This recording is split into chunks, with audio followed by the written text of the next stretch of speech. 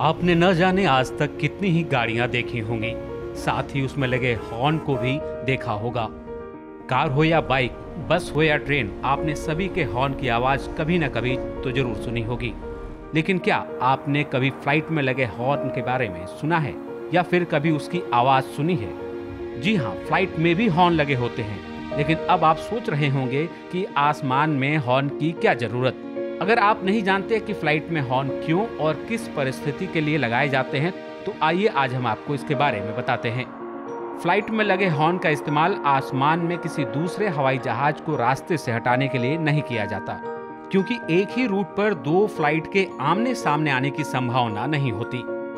इसके अलावा प्लेन में लगे हॉर्न का इस्तेमाल पंछियों को हटाने के लिए भी नहीं किया जा सकता।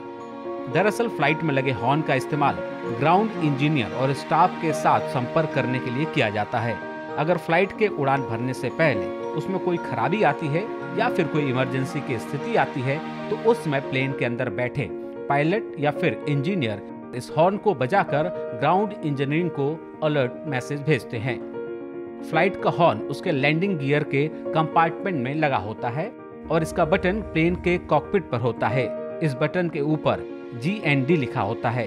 इस बटन को दबाने पर फ्लाइट का अलर्ट सिस्टम चालू हो जाता है और इससे सायरन जैसी आवाज निकलती है।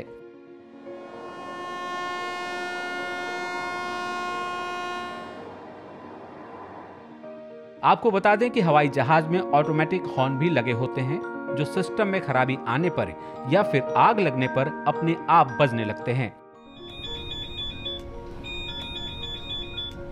हालांकि इसकी खास बात यह है कि इन हॉर्न की आवाज भी अलग होती है, जो अलग अलग सिस्टम में आई खराबी के अनुसार अलग अलग आवाज बजते हैं।